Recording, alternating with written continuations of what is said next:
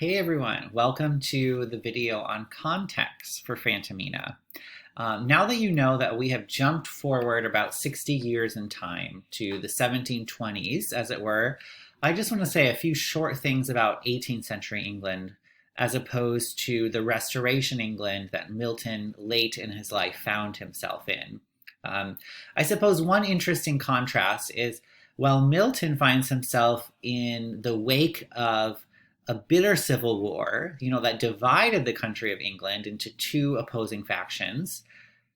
The 18th century saw England do the opposite of a civil war. England and Scotland, in fact, joined together to become one country. And this is the first time that they're really referred to as Great Britain. This is now the official title of the country. No longer England and Scotland as separate countries, but one Great Britain. In addition to this political development, I suppose socially speaking, we see the growth of civil society, especially in cities. Cities have been growing for a long time during this period of our class, but in 18th century, they continue to grow.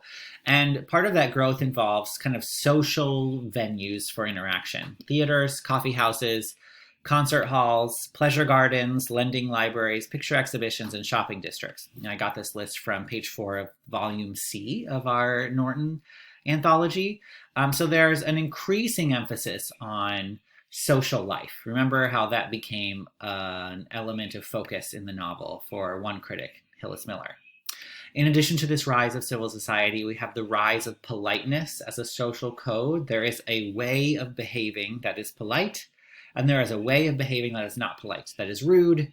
And you could probably spot how that is a concern in the novel, or in the novel Fantomina. So keep your eye on politeness too. And then finally, the 18th century also involves the huge rise and expansion of colonialism in England, of their exploration of, establishment of, and management of colonies. And inextricable with this development is the explosion and rise of the slave trade. This isn't going to be a subject we deal with in Fantomina, but we're coming to deal with it very directly in our following module on Lauda Equiano. But I want you to know that the 18th century is when the slave trade really takes off in England and is incredibly prominent, and is certainly something that we need to be thinking about as we discuss the literature of 18th century England in particular.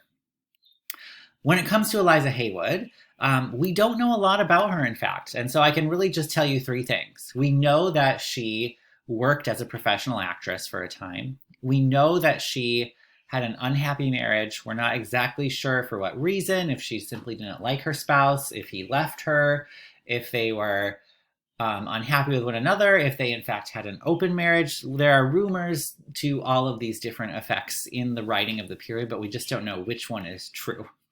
And then finally, what we also really know about Haywood is that she was a professional and prolific novelist. So she got paid to write novels, which is not something that we've encountered a lot in this class, when people could sell their writing to the open market and make money that way.